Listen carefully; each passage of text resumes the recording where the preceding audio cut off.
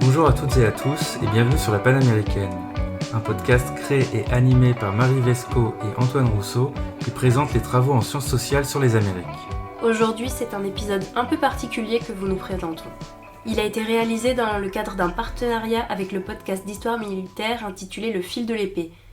Il est animé par André Loès de Paroles d'Histoire et Alexandre Jublin du Collimateur, et nous les remercions vivement à nouveau pour leur invitation. Dans cet épisode, qui inaugure une série sur les conflits oubliés, vous pouvez nous y entendre répondre à leurs questions sur la guerre de la Triple Alliance, qui a opposé le Paraguay à une coalition formée par l'Argentine, le Brésil et l'Uruguay entre 1864 et 1870. C'est une nouveauté pour nous, car c'est la première fois que nous passons dans le rôle des invités, et pour diffuser un épisode méconnu de l'histoire du Paraguay, un pays que nous étudions tous les deux dans le cadre de nos thèses, bien qu'à des périodes différentes. Il y a presque 20 ans se tenait à Paris un colloque intitulé « Le Paraguay à l'ombre de ses guerres », organisé par Capucine Boisdin, Luc Capdevila et Nicolas Richard. Ce colloque a jeté un coup de projecteur sur les évolutions historiographiques de la guerre de la Triple Alliance au XIXe siècle et de la guerre du Chaco au XXe siècle. Les actes du colloque sont accessibles gratuitement en ligne. Ces recherches nous ont été très utiles pour la préparation de cet entretien. Et il ne nous reste plus qu'à vous souhaiter une très bonne écoute.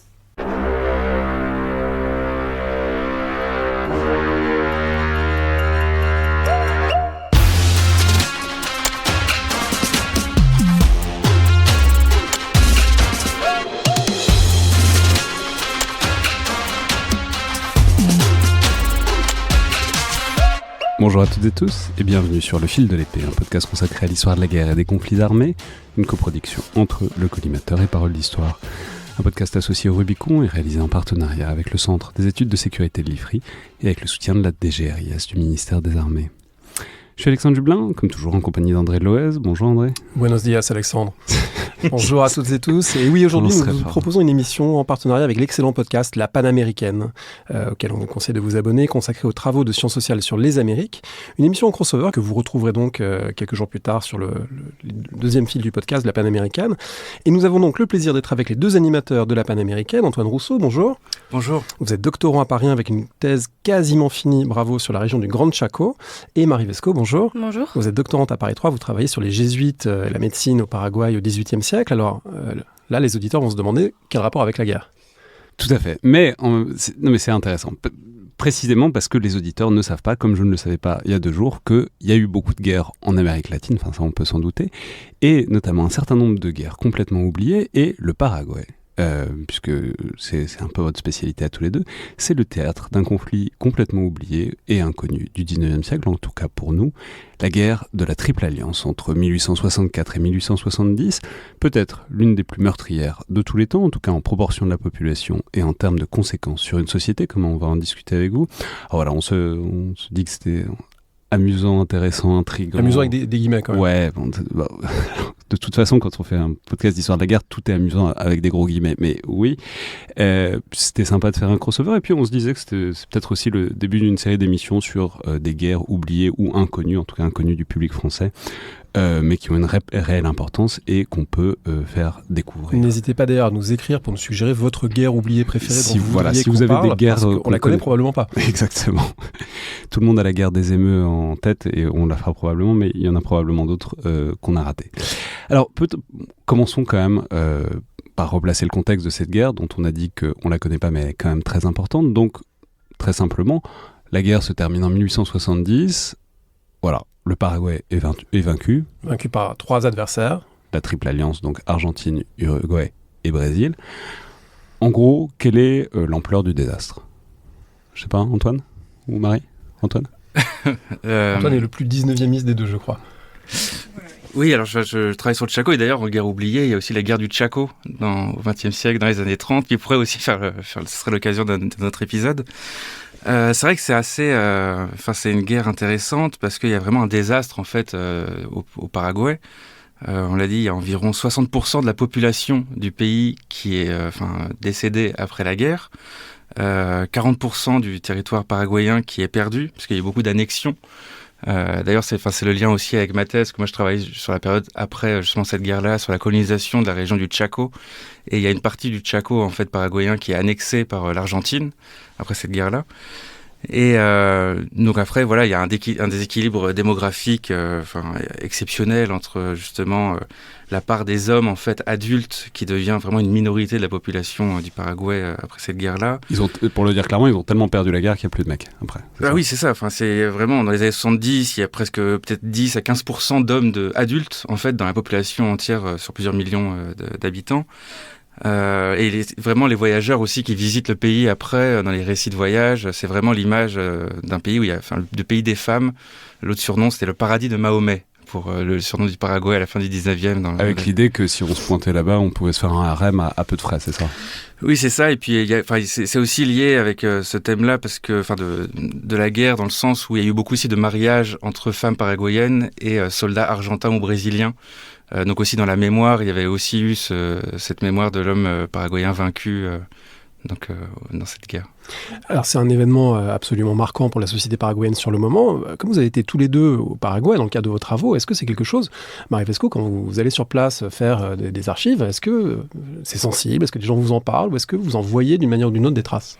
Alors, je dois dire que pendant mes études de terrain, qui se sont déroulées entre 2019 et 2023 jusqu'ici, j'en ai pas autant entendu parler que ma directrice de thèse qui elle-même a fait du terrain au début des années 2000, quoi. Elle, c'était vraiment très très prégnant sur son terrain. Moi, beaucoup moins. On m'a beaucoup plus parlé de la dictature du général Stroessner, qui est par ailleurs la dictature la plus longue du continent aussi, mais plutôt 20e siècle.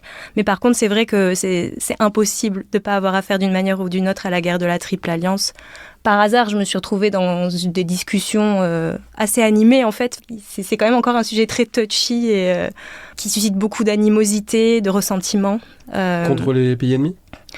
Sur l'interprétation des causes du conflit, surtout, pour le dire de manière caricaturale, est-ce que c'est la faute à Lopez ou est-ce que c'est la faute à l'Angleterre ? Globalement, c'était un peu ça. Lopez, donc, rappelons qu'il était dictateur du Paraguay, le chef d'État. Président / maréchal / homme fort, caudillo, dictateur. Et qui est un peu allé chercher la merde avec les voisins. Mais l'Angleterre se cache un peu derrière tout ça. Parce que l'Angleterre n'est jamais très loin dans ses années. Vous allez nous l'expliquer tout à l'heure. C'est l'interprétation en tout cas, plus des années 60-70, qui est plus inspiré du marxisme, qui va défendre un peu ces figures de caudillos, le caudillos de l'intérieur en Argentine, puis donc les Lopez aussi au Paraguay, et qui mettent en avant, donc on parlait de la Grande-Bretagne, qui mettent en avant le fait que la guerre aurait été provoquée par les intérêts britanniques, que l'Empire britannique derrière ça en fait voulait ouvrir le Paraguay, qui avait eu un développement industriel protectionniste et l'ouvrir aux capitaux en fait de l'Empire. Alors là, il faut quand même revenir donc sur la situation de l'Amérique latine à cette époque-là et sur donc ses causes profondes et moins profondes. Déjà, c'est peut-être pas inutile de rappeler où se trouve le Paraguay, c'est-à-dire à l'intérieur des terres enserrées entre le Brésil et l'Argentine, et avec toute une situation géographique qui est intéressante, qui est celle de en gros, c'est un bassin fluvial et en gros, tout se passe à peu près par les fleuves. Donc peut-être expliquez-nous en gros quelle est la situation géographique en fait dans cet espace qui est certes théoriquement colonisé depuis longtemps, donc qui est quand même très très largement vide, et comment en fait se concrétisent, se cristallisent les rivalités qui vont mener à la guerre. Marie ? Je peux peut-être faire remonter ça à la période qui me concerne plus, notamment à la période des Jésuites, qui ont été expulsés donc en 1767 et qui avaient un certain monopole économique. Faut s'imaginer que d'un point de vue démographique, à l'apogée des missions jésuites, il y avait environ 100 000 personnes dans tous les villages missionnaires, alors que Buenos Aires, c'était 11 000, 10 000. Donc d'un point de vue démographique, c'était énorme. Et, Ça, je vais me permettre de faire juste une toute petite incise.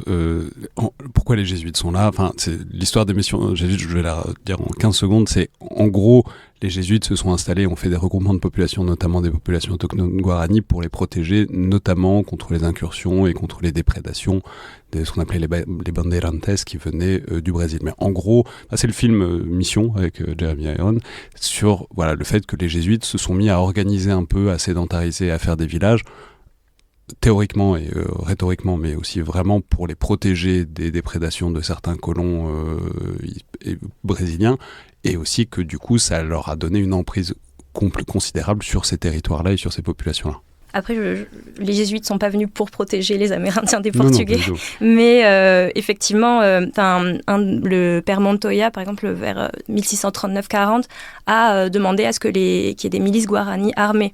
Donc, on oublie souvent l'aspect militaire des missions jésuites, mais il y avait une vraie milice et une vraie armée guarani. Mais donc c'est un territoire très dominé et très maillé et très organisé par les jésuites à cette époque-là.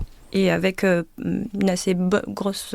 les jésuites avaient une certaine ascendance économique, donc qui a inspiré du mécontentement des créoles locaux, qui a fait qu'à la fin, ils ont été expulsés, quoi. Mais le fait qu'ils aient été expulsés, c'est une espèce de révolution économique, territoriale, démographique, et Buenos Aires reprend un peu l'ascendant, disons, et veut que le Paraguay soit une province comme les autres.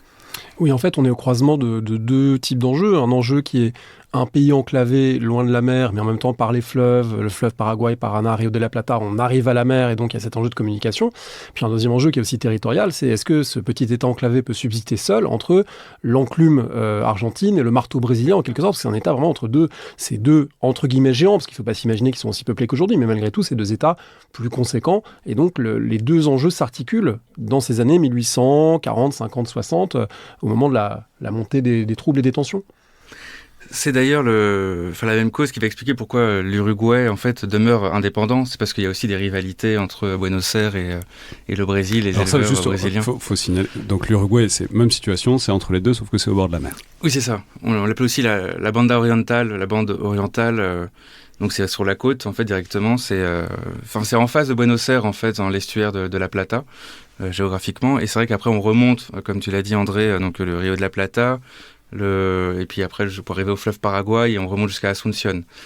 Qui est la capitale du Paraguay. La capitale du Paraguay. Et c'est vrai que ces fleuves-là délimitent aussi un peu. Donc les jésuites étaient plus sur le long du cours du Paraná et donc dans toute cette région-là. Donc la région orientale du Paraguay actuel. Dans la région occidentale du Paraguay actuel, donc c'est le Chaco, et en fait à l'époque c'est pas colonisé du tout. Et donc c'est vrai que les grandes batailles de la guerre de la Triple Alliance, ça va être surtout dans cette région donc orientale, le long du Paraná, le long du fleuve Paraguay, la province de Corrientes actuelle en fait de l'Argentine. C'est géographiquement c'est toute cette région-là qui va être concernée par les batailles.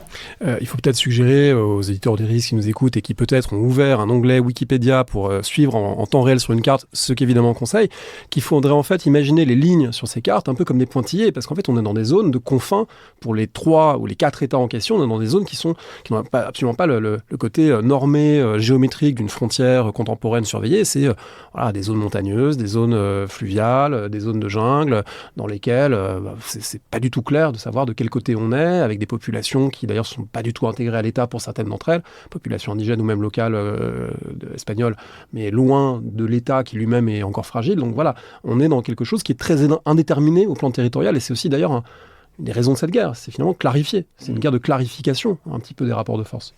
C'est une guerre de clarification, et alors c'est vrai que les causes de la guerre, pour en venir un peu vraiment au vif du sujet, c'est aussi en fait quelque chose qui va être très connu, qui est très connu pour les Européens, pour les guerres, et notamment la Première Guerre mondiale. C'est que c'est un jeu d'alliance aussi. C'est vraiment ça qui explique après le déclenchement, et parce qu'en fait on a deux axes, un axe conservateur et un axe libéral dans ces différents pays.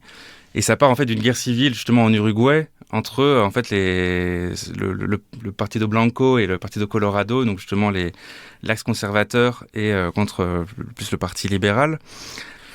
Donc s'il faut résumer un peu, c'est le bordel partout.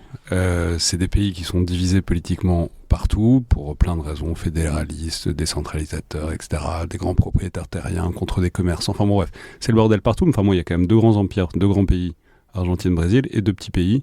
Et ça va un peu péter parce que les 2 grands empires, donc évidemment les 2 petits se sentent structurellement menacés par les 2 grands, ce qui fait que le Paraguay est resté très enclavé pendant très longtemps, l'Uruguay moins, mais c'est plus difficile parce qu'ils sont au bord de la mer, donc forcément c'est plus difficile de rester coupé du monde. Mais donc tout ça va péter parce que, en gros, il va y avoir une révolution, enfin disons un retournement de pouvoir en Uruguay, et que là se profile derrière ce coup d'État, disons, des appétits des deux grands pays, des deux grands empires à côté. C'est ça, à peu près? Marie? Oui, est-ce que je pourrais peut-être compléter ce que tu as dit pour faire le panorama politique du Paraguay parce que juste après la dictature de Francia, donc, qui meurt en 1840, il y a López Père, ou López Viejo, comme il l'appelle, qui devient président, et l'idée c'est d'amorcer petit à petit, d'aller vers une transition démocratique au Paraguay. Juste mention, j'ai découvert qu'apparemment, avant López Père, c'était un pays complètement isolé, mais semi-communiste, où il n'y avait pas d'argent, pas de monnaie, où tout était en troc, où c'était des exploitations collectives, etc. Ça a l'air d'être un truc étrange, le Paraguay, avant 1840, quoi. C'était vraiment fondé sur la religion chrétienne et le patriotisme à outrance. Francia avait vraiment beaucoup développé l'éducation populaire, mais aussi supprimé les études supérieures, le séminaire royal, pour affaiblir à fond les élites. Et effectivement, le moindre complot était tué dans l'œuf. Forte répression. Mais oui, donc il y a un collectivisme autoritaire, quoi. Voilà. Et donc après ce collectivisme autoritaire arrive le neveu de Francia comme président. Et l'idée, López Père. Oui, López Père. Et l'idée, c'est d'amorcer donc une transition démocratique petit à petit. À ce moment-là, il n'y a pas beaucoup de liberté civique non plus au Paraguay, mais l'idée, c'est d'y aller progressivement. En fait, après, son fils lui succède en 62, mais lui, il rompt complètement avec ce dessein de transition démocratique et vire plutôt vers qui se ressemble à une monarchie absolue, un culte autour de sa personnalité, etc. Et à ce moment-là, López, fils, a un État fort, un trésor assez conséquent, une armée, une démographie favorable, mais aussi une opposition libérale dans son propre pays, et la rivalité des voisins, du fait du succès et du développement économique du Paraguay à ce moment-là. Les deux López, d'ailleurs, achètent des armes en France. Ils s'engagent aussi dans une modernisation militaire, typique 19e siècle. Et qui tranche complètement avec les voisins. C'est contre-intuitif quand on voit la taille des pays, mais manifestement, l'armée paraguayenne, au début, elle est bien plus puissante que les armées de l'Argentine et du Brésil, quoi. López suisse avait fait un voyage en France commercial, justement, en 1853, et il a été très inspiré par Napoléon III, apparemment. Mais la modernisation autoritaire, ça va se terminer un peu pareil. C'est un vrai trend. C'est un vrai trend du 19e siècle, cette idée qu'on peut moderniser le pays avec un pouvoir fort appuyé sur un capital symbolique militaire et l'achat d'armes. On se demande quand même un petit peu avec quelles ressources, parce que s'ils sont aussi enclavés et loin des fleuves, comment ils ont l'argent pour acheter du matériel français? Mais je crois que Francia avait aussi développé ça, vraiment une économie autonome avec une proto-industrialisation qui avait aussi permis d'asseoir ces richesses-là à ce pays. Puis il avait quand même quelques accords, même si c'était très... Oui. Il avait quelques accords avec le Brésil, l'Argentine, l'Angleterre. Enfin, c'était fermé, mais quand même, il y avait quelques accords faits avec les pays voisins. Et c'est vrai que l'armée paraguayenne est en position de force, justement, donc comme on le dit, c'est vraiment l'armée la plus moderne là, donc parmi les voisins. C'est ce qui explique en fait justement que López se sente vraiment pousser des ailes et que le début de la guerre s'explique par en fait l'agression paraguayenne. Alors c'est du point de vue vraiment des Argentins et des Brésiliens, mais voilà, on a parlé d'une guerre civile en Uruguay. Et López en fait veut défendre son allié en Uruguay, et ce qui va être la cause de la guerre, c'est que en fait il va aussi pénétrer dans la province de Corrientes. Oui, parce qu'on peut préciser, encore une fois, il faut toujours avoir une carte pour ces trucs-là, mais Paraguay et Uruguay ne se touchent pas. C'est ça. Donc pour aller intervenir en Uruguay, alors certes, c'est pas des zones très peuplées, ça implique quand même de foutre les pieds. Il faut traverser la province de Corrientes, donc la Confédération argentine. Et donc c'est vraiment, ça va être une cause, la cause du déclenchement des conflits. Et évidemment, il n'a pas demandé l'autorisation. Non, en fait, l'Argentine lui a dit non, et puis lui, il y allait quand même. Alors on lit aussi dans les choses qu'on essaie de trouver en français pour préparer l'émission, on lit aussi que dans le casus belli, ce qui a déclenché la guerre. Alors souvent dans les guerres, c'est des incidents de frontières, plus ou moins mis en scène. Voilà, quelqu'un est passé de l'autre côté du poste et de la barrière. Là, on lit qu'il y a le Paraguay a arraisonné sur le fleuve Paraná un bateau brésilien. C'est une guerre fluviale par beaucoup de côtés, et que du coup, ce bateau brésilien était sur des eaux, on va dire, internationalisées, et puis là, tout d'un coup, le Paraguay capture ce navire, et d'ailleurs, je crois que le capitaine finit par mourir, ou un des passagers finit par mourir en captivité. Donc c'est le gouverneur de la province du Mato Grosso, qui est un colonel, qui laisse crever de faim au bout de plusieurs années. Les Paraguayens, ils sont marrants, ça a l'air mignon quand on regarde une carte, c'est-à-dire qu'ils aient voulu attaquer les deux grands, il y a un côté cocasse. C'est quand même pas des grands humanistes, visiblement. Oui, voilà, quand on regarde la carte, ça paraît contre-intuitif, mais c'est eux qui sont en position de force au début de la guerre. Et ça ajoute en fait aussi au côté dramatique qu'en fait le pays est détruit après ces années de guerre, quoi. Et c'est vrai que oui, donc c'est des batailles, donc à la fois batailles terrestres, ça donc dans cette région-là, des anciennes missions jésuites du Paraguay, donc province de Corrientes, et un peu au Mato Grosso. Et c'est vrai que sinon, oui, ça passe beaucoup, pas forcément. Voilà, les fleuves sont les axes de pénétration les plus adéquats. Et donc c'est comme ça aussi que, par exemple, la flotte brésilienne va essayer de remonter pour atteindre après la capitale. Mais ça, on pourra peut-être en parler. Disons-le. Enfin, donc là, ils se sentent un peu trop forts, les Paraguayens. Ils décident d'aller intervenir en Uruguay. Et sauf que, ça plante, ils n'ont pas les moyens, et puis surtout, ça déclenche ce qu'on appelle donc cette triple alliance entre les Argentins, les Brésiliens et aussi les Uruguayens qui sont désormais au pouvoir. Et du coup, encore une fois, il faut regarder une carte, mais il y a un côté... on sent que le rapport de force territoriale et démographique est quand même pas pour eux dans l'absolu, quoi. Oui, en termes de force, justement d'effectifs, des armées en tout cas mobilisées, c'est vrai que les Paraguayens directement, alors c'est pas la mobilisation générale d'entrée, mais c'est déjà quand même 150 000 environ personnes qui vont être mobilisées au fur et à mesure. Et donc au bout d'un moment, oui, c'est la mobilisation générale, et on en parlera après, mais il y a même les enfants et les personnes âgées, les vieillards qui ont été recrutés. On va avancer dans ces batailles et dans ces années de guerre. Mais du côté des autres pays, alors évidemment l'Uruguay est le pays le moins peuplé, donc il y a quelques milliers en fait d'Uruguayens, mais c'est pas énorme. Les Argentins, il y a 30 000 Argentins environ, donc c'est un peu plus, mais c'est pas non plus ça qui va faire en fait justement l'opposition aux Paraguayens. Donc c'est vraiment les Brésiliens qui sont le plus nombreux. Il y a aussi 140 000 Brésiliens, parce qu'à l'époque, c'est 10 millions d'habitants. Mais ils ont aussi recruté, ils ont aussi demandé à beaucoup d'esclaves noirs en fait de participer au combat au sein de l'armée brésilienne. Et c'est ça aussi qui va figer un peu aussi des altérités entre ces différentes nations, quoi. Alors ça, c'est très intéressant, parce que c'est un conflit qui est exactement contemporain de la guerre civile américaine qui se termine en 1865, là ça démarre en 1864, qui est contemporain des guerres nationales en Europe, guerre d'Italie, guerre d'unification allemande, guerre franco-prussienne à la toute fin. Donc ça veut dire qu'on est dans une même séquence où on passe d'une certaine manière d'un modèle de la guerre à l'autre, du modèle de la guerre qui était encore une guerre avec des bandes, des soldats professionnels, etc. Et on va aller vers les guerres de masse de mieux en mieux organisées avec la conscription. Et pour un pays comme le Brésil, tout comme pour le nord des États-Unis, faire la guerre, ça implique aussi de réfléchir à l'esclavage et de quelle place on donne aux esclaves dans un conflit armé. Ce qui ne va pas de soi. Armer des esclaves, évidemment, pour ces sociétés, ou des anciens esclaves, ça ne va absolument pas de soi. Ça n'a pas de soi, mais déjà, il y avait une petite réflexion là-dessus au moment des guerres d'indépendance au début du 19e, où déjà, il y a aussi la question de les personnes de couleur, les populations indigènes aussi. Donc, il y a eu beaucoup de discours justement de héros de l'indépendance, où il y a l'idée aussi qu'il faut on défend les intérêts des populations américaines et donc aussi des populations indigènes, même si c'est évidemment les élites créoles, c'est-à-dire les descendants d'Espagnols nés sur le territoire américain qui mènent ces guerres d'indépendance. Mais c'est vrai qu'il y a un peu cette même idée, en fait, qu'on réfléchit aussi à l'inclusion des différentes parties de la population. Oui. Puis il me semble qu'il y avait des promesses d'affranchissement des esclaves côté brésilien suite à la guerre. Mais alors, donc c'est une guerre qui éclate avec une mobilisation tout de suite.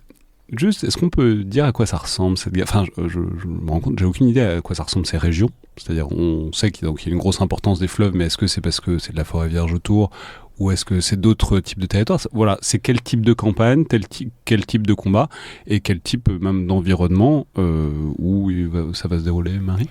Il faut s'imaginer grande plaine, très très plat, une topographie très très plate, oui, avec quelques marécages. de la forêt, mais il me semble pas qu'il y ait eu des combats en forêt. On en parlera peut-être après, mais il y a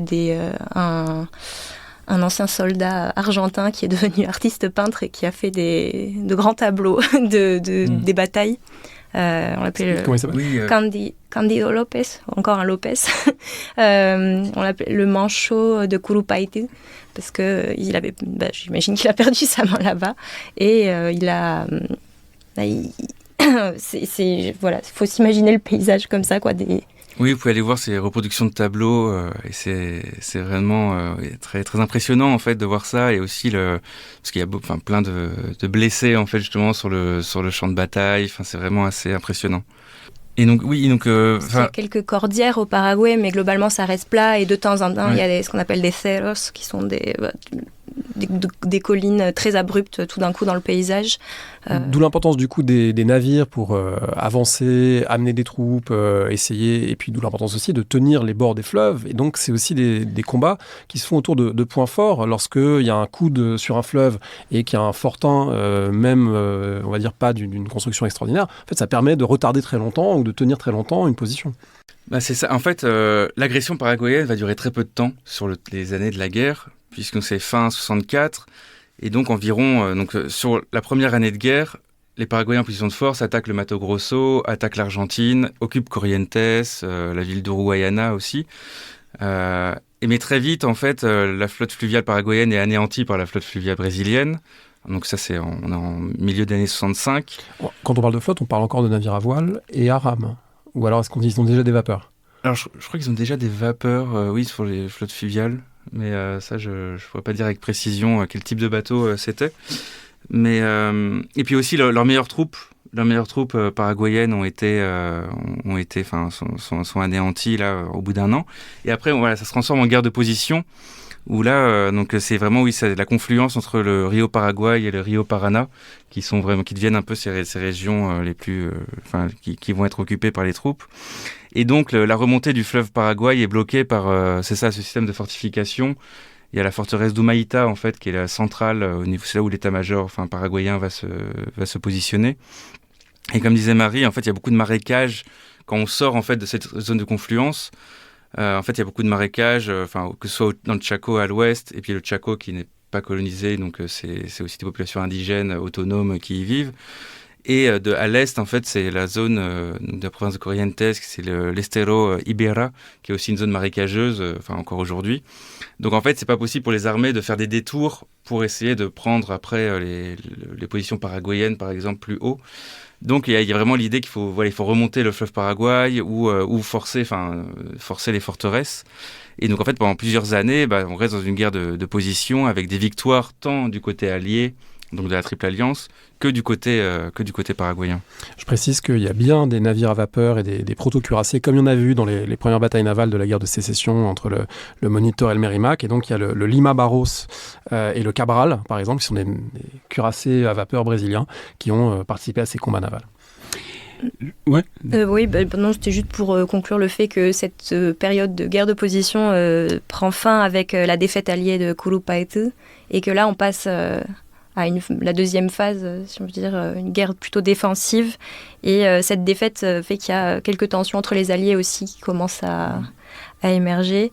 Alors même qu'ils sont victorieux. Oui. Globalement, sur le... Il faut se partager après quand même aussi blâmer les responsables de la défaite, et puis éventuellement, si on gagne, se partager les biens. Ils sont victorieux globalement, mais je pense après la défaite de Curupayty, ça fait qu'il y a un peu de... Oui, Curupayty, c'est donc la défaite des Alliés face aux Paraguayens, où là, ils changent un peu leurs officiers, il y a une remise en question, et après, du coup, ça permet d'avancer, justement, et là, c'est plus le repli de Lopez, repli à Asunción, puis repli, la fuite, en fait, dans son pays, avec le reste de son peuple qui le suit, qui est pareil, qui a des accents un peu tragiques aussi. On peut dire que c'est une guerre qui, visiblement, donc s'il y a des grandes batailles, il y a des grandes batailles très meurtrières, etc. Ce sont des armées qui sont quand même qui ont un peu d'équipement quand même. Mais manifestement, ce qu'on voit dans les témoignages, c'est qu'il y a aussi beaucoup de morts qui sont des morts de fatigue, de maladie, de faim. C'est des catastrophes alimentaires généralisées à l'échelle du Paraguay.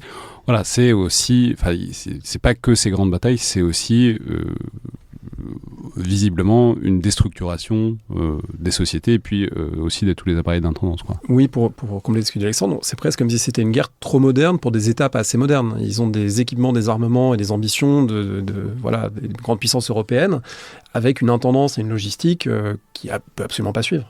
Justement, à la même époque, en Europe, je crois que c'est le début de la Croix-Rouge, avec justement ces batailles de Solferino, donc où vraiment on prend conscience justement tous ces morts et blessés que procurent les champs de bataille. Alors c'est vrai que du coup, il n'y a pas la Croix-Rouge, donc là, en Amérique du Sud, à ce moment-là, mais c'est un peu la même impression, c'est vraiment ce qu'on remarque avec les tableaux justement de Cándido López, c'est ce nombre de blessés incroyable, des batailles qui font des milliers de morts, donc il y a un peu aussi ce côté-là. Et au niveau des blessés, alors il y a quand même une infrastructure qui fait que les blessés, en fait, Luc Capdevila, un historien qui a écrit un livre sur cette guerre et surtout sur la mémoire dans la société paraguayenne, il a étudié les dossiers de vétérans et il montre en fait que la plupart des vétérans en fait ont été blessés plusieurs fois. C'est-à-dire que dès qu'en fait on est blessé, les Paraguayens utilisent tellement toute leur force que en fait ils sont blessés, donc ils repartent à l'arrière pour être soignés, mais ils sont renvoyés en fait très vite, dès qu'ils sont remis sur pied. Donc il y a vraiment cet usage vraiment à outrance en fait et jusqu'au bout de la population, quoi. Donc il y a une sorte de mouvement de reflux du Paraguay, donc des victoires, ils ont pris un peu les autres de court, et puis au bout d'un moment il y a quand même les grandes machines, notamment la grande machine brésilienne qui se met en route, où il y a quand même un vivier de population bien supérieur. Ils mettent du temps à les recruter, mais au bout d'un moment, ils finissent par arriver. Donc, il y a ce grand mouvement de recul des armées de López, etc., qui vraiment recule jusqu'à la capitale Asunción. La capitale est prise, donc il crée une deuxième capitale. Il va en créer jusqu'à une troisième parce que, voilà. Et, comme souvent dans les régimes, disons, paradictatoriaux, dans ce genre de situation, quand on se fait un peu éclater sur le champ de bataille, c'est le moment de faire des purges aussi en interne. Et c'est aussi... Voilà, il y a un côté République de salauds, c'est-à-dire on recule, on n'est plus que ça, et du coup on commence à s'entre-déchirer, quoi. Oui, il y a eu un complot, notamment des femmes de la bourgeoisie Asunción qui essayaient de fomenter un complot contre López, mais aussi des frères et des sœurs de la mère de López même. Mais bon, il y a eu des cours martiales, ils ont été arrêtés, il y a eu une répression sans merci de tous ces gens-là. Et, il n'a pas hésité à purger sa famille. Non. Et il y a eu... le massacre de Concepción, notamment, qui est une ville plus au nord de la région orientale du Paraguay, vers fin avril, début mai 1869. C'était une expédition punitive contre le commandement de la ville qui aurait déclaré qu'il aurait laissé la ville ouverte aux troupes alliées. À l'approche des Brésiliens en fait. Et alors López envoie le sergent-major Gregorio Benítez, qui était surnommé Toro Pichaí, qui veut dire taureau hirsute. Pichaí, c'est hirsute en guarani, avec sa milice qui était connue pour pas être tendre, disons. Et ça a été un énorme massacre des femmes et des jeunes filles de la ville, des notables, une partie de la garnison aussi. Donc ça, c'est un moment fort de la répression. Et on voit que López n'hésite pas à exécuter des gens très haut placés. L'année précédente à San Fernando, le massacre de San Fernando, il y a son propre frère qui est exécuté, un évêque, des généraux, des consuls d'autres pays. C'est vraiment, normalement, le truc qu'on fait pas, c'est les représentants diplomatiques d'autres pays, neutres, consul du Portugal, passé par les armes, parce que lui aussi c'est un comploteur. On a l'impression quand même une descente aux enfers paranoïaque du chef du Paraguay. Oui, ça marque vraiment cette fuite, parce que là on est dans les années 68-69, donc on est déjà donc des années, vers la fin de la guerre en fait, où le repli est déjà amorcé, et ça marque vraiment cet état paranoïaque, vraiment, donc on est en défaite, donc on cherche des traîtres, et puis aussi la bourgeoisie qui sent aussi le vent tourner, qui cherche aussi à asseoir un peu qui prévoit le futur en fait, la suite de López.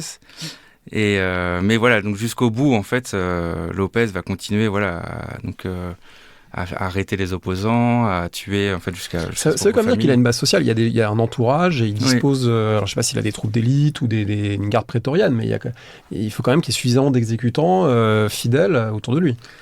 Jusqu'au bout, il y a quand même une armée qui le suit. Donc même dans sa suite, dans le Paraguay oriental, où il change de capitale. Alors c'est même pas 2-3 fois, je crois qu'il change de capitale 5-6 fois.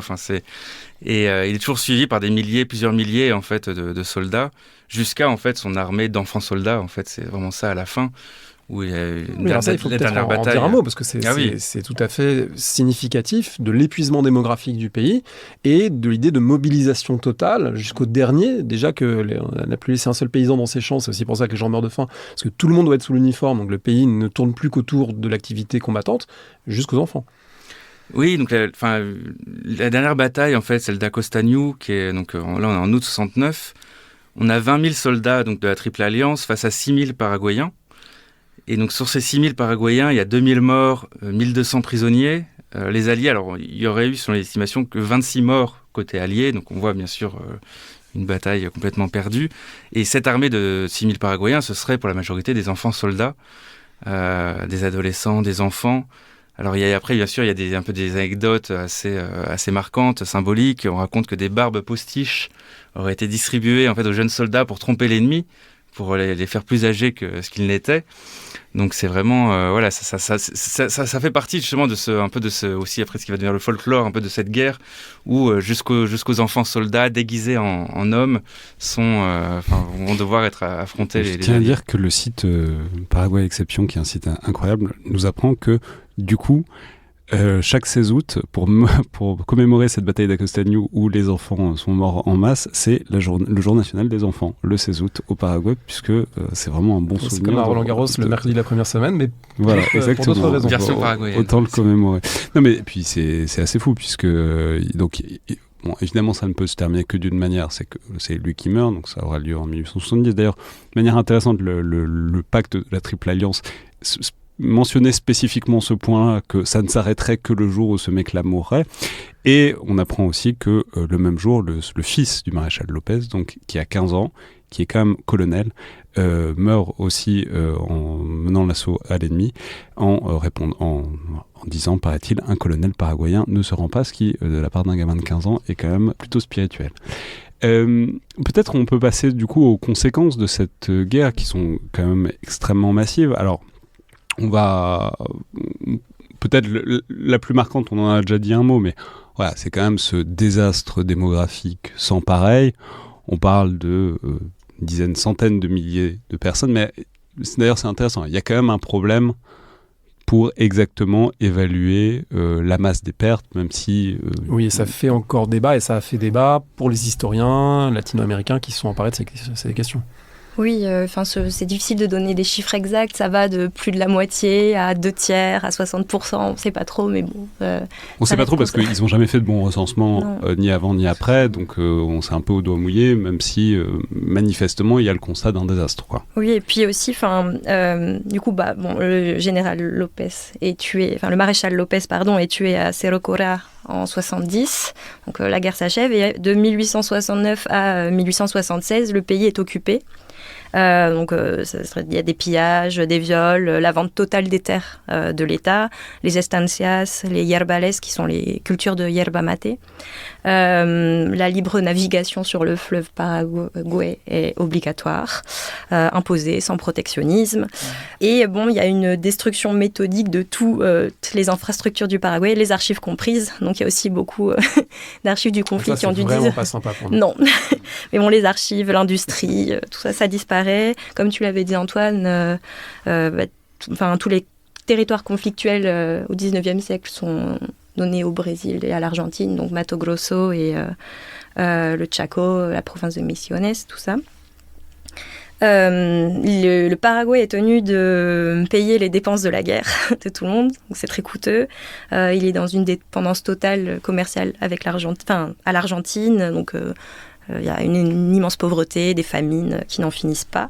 Et on dit que le Paraguay doit son existence aux tensions entre le Brésil et l'Argentine, parce qu'il devient un pays tampon entre les deux pays qui n'étaient pas forcément en bon terme. Plus de sens pour eux d'avoir un Paraguay affaibli entre les deux que de finalement se créer une frontière conflictuelle dans des zones en plus compliquées à contrôler. Donc voilà, mieux valait laisser un État croupion très affaibli, avec en plus plus un seul homme en âge de porter les armes quasiment.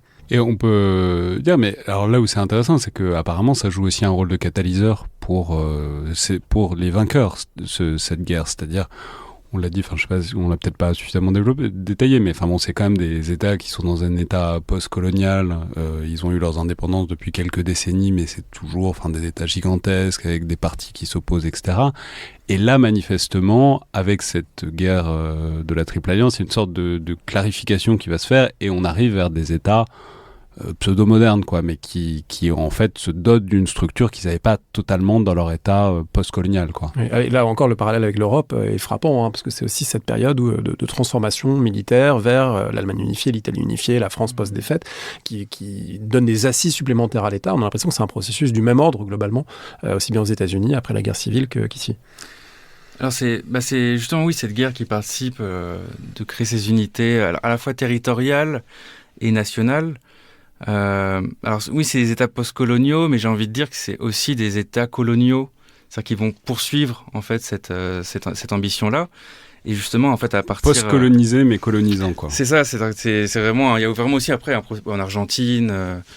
Et après, c'est ma thèse que j'étudie, mais il y a vraiment ces colonialismes en fait républicains qui vont aller faire la conquête. Enfin, la conquête du désert, c'est l'expression qu'on donne en Argentine. Qui commence à partir de la fin des années 70, début des années 80. C'est la conquête de la Patagonie, donc c'est l'armée argentine qui va se battre contre les populations indigènes, donc en Patagonie, dans le Chaco aussi, même si le Chaco, ça va aussi continuer jusqu'au XXe siècle. Donc il y a vraiment cette idée-là, voilà, on a fait l'unité argentine, puisque, donc j'ai dit, voilà, sous l'égide de Bartolomé Mitre, donc on a mis fin un peu aux guerres civiles, même s'il y aura d'autres petite conflictualité, mais donc il y a vraiment cette unité-là. Au niveau, on va dire, de l'identité nationale de la population, on a réussi quand même à se créer des ennemis communs, parce qu'évidemment, c'est ça aussi une autre opposition interne, c'était que par exemple dans la région de Corrientes, ça a été difficile pour l'armée argentine. Par exemple, j'ai parlé de l'armée d'Urquiza, qui était le caudillo d'Entre Ríos.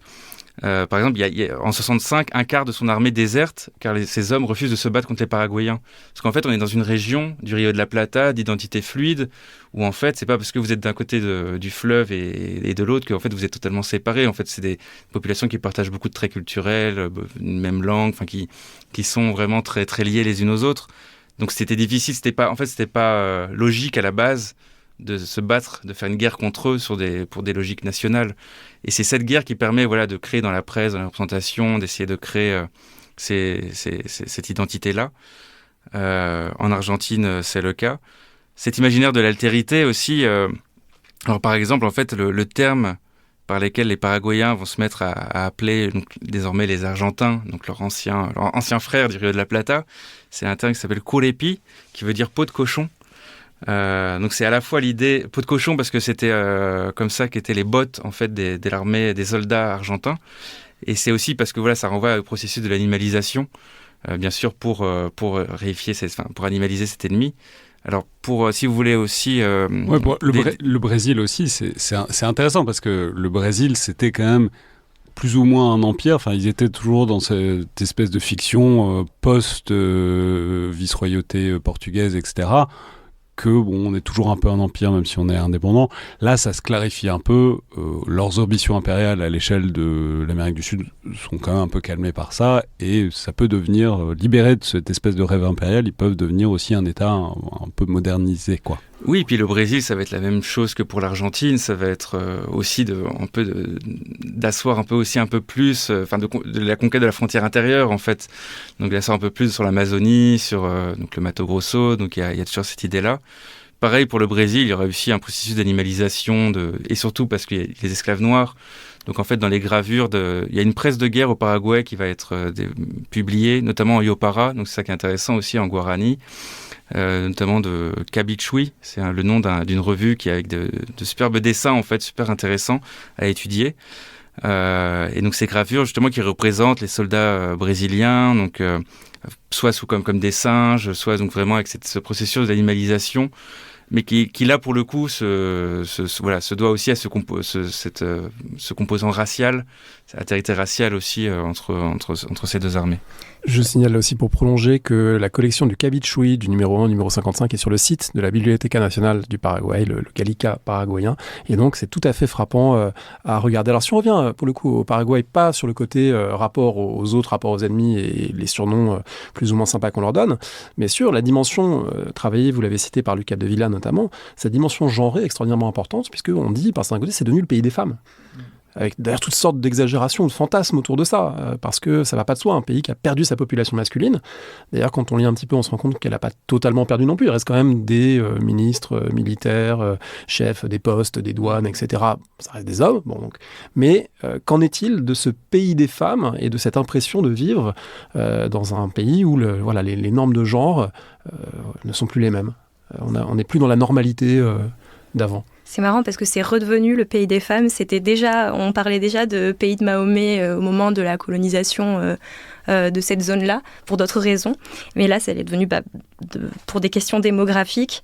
Et il y a dans un roman... Pourquoi on parlait de ça au moment de la colonisation ? C'était parce que les manières de faire alliance avec les populations indigènes se faisaient par... des relations entre beaux-frères en fait, et il y avait des idées d'échange de femmes, la polygamie était acceptée, donc à partir de tout ça il y a eu tout un imaginaire du pays de Mahomet. Et donc là ça revient. Oui, là ça revient, mais bon, pour d'autres raisons. Et oui, on dit que la polygamie était tolérée à ce moment-là. C'était pas rare que un homme et des enfants auprès 5, 6, 7, 8 femmes. Et il y a eu aussi ce phénomène dont tu parlais d'union entre les femmes paraguayennes et les hommes vainqueurs, donc argentins, brésiliens. Mais ça, c'est peut-être plus pour les questions de forme de mémoire, mais il y a eu... ça implique qu'il y ait quand même, parce qu'il y avait quelques vétérans paraguayens, il en restait pas beaucoup, mais quelques-uns, et leur mémoire en a été complètement annihilée. C'est une mémoire impossible pour les vétérans paraguayens, parce que de facto, ils devaient déjà être tous morts au combat. Et on s'invente des ascendances européennes, espagnoles, ou racisées blanches. C'est presque suspect d'avoir survécu à la guerre, finalement, dans une guerre où tous les hommes sont morts au combat noblement pour la nation paraguayenne. Les survivants, ils ont peut-être quelque chose à se reprocher. Oui, voilà, en quelque sorte. Et après, pour revenir sur la mémoire des femmes, il y a eu un essai d'enrôlement des femmes dans la guerre, qui a un projet qui a été abandonné. Mais il y a une figure un peu typique de la femme de la guerre de la Triple Alliance, qui est la femme de la Residenta, qui est celle qui est restée à l'arrière, qui accompagnait son mari sur les champs de bataille. Et c'est celle qui tient en quelque sorte le pays, qui porte le pays, son mari, son fils mourant. Et cette figure-là dont tu parles, Marie, c'est aussi un trait aussi caractéristique dans d'autres guerres sud-américaines à ce moment-là. On l'appelle aussi la Rabona. C'est de lavandière ou de vivandière, et c'est vrai que c'est cette figure de la femme qui suit, alors soit les maris soldats, soit en fait qui comme commerçantes, qui vont suivre les armées pour pouvoir aussi profiter un peu de ces consommateurs en suivant les mouvements. C'est aussi un trait assez spécifique de ces guerres latino-américaines à cette période. Et souvent, on parlait des gravures de Cabichui, on voit aussi des femmes qui accompagnent les armées à ce moment-là, quoi. Pour terminer, si on se rend aujourd'hui au Paraguay, à Asunción ou ailleurs, est-ce qu'il y a des monuments de cette guerre ? Est-ce qu'il y a des choses visibles dans le paysage public ? Justement, il y a cette statue des Residentas pas très loin de l'aéroport. Il y a le panthéon des héros de la nation, avec où il y a uniquement des généraux, des maréchaux. Mais parce que du coup, on en a parlé un peu au début, mais cette guerre, cette mémoire de humiliés, c'est quoi l'image de Lopez ? C'est l'image d'une nation humiliée, c'est l'image de celui qui a précipité vers cette défaite, ou est-ce que c'est quelque chose d'un peu plus conflictuel, d'un peu plus disputé aujourd'hui ? Ça dépend ça dépend les interlocuteurs. Il y a d'un côté, il y a l'image de López, le tyran qui a mené le pays à bout.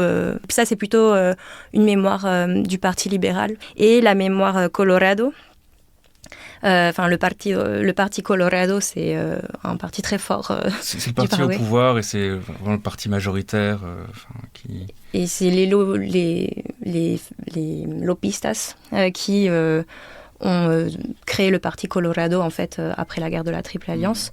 Et eux, par contre, ils promeuvent cette image de López conquérant qui s'est battu jusqu'à son dernier souffle pour la patrie et justement se battre jusqu'au bout même si tout est perdu, c'est plutôt une image valorisée dans ce... Et d'ailleurs on parlait de la bataille d'Acostaño, mais juste avant il y a eu celle de Piribébuy où les populations civiles ont été mobilisées, où les troupes brésiliennes ont brûlé l'hôpital et où il y a cette mémoire de de tous les habitants de la ville mobilisés qui se battaient avec des bouteilles brisées, qui balançaient de l'eau bouillante sur les soldats alliés.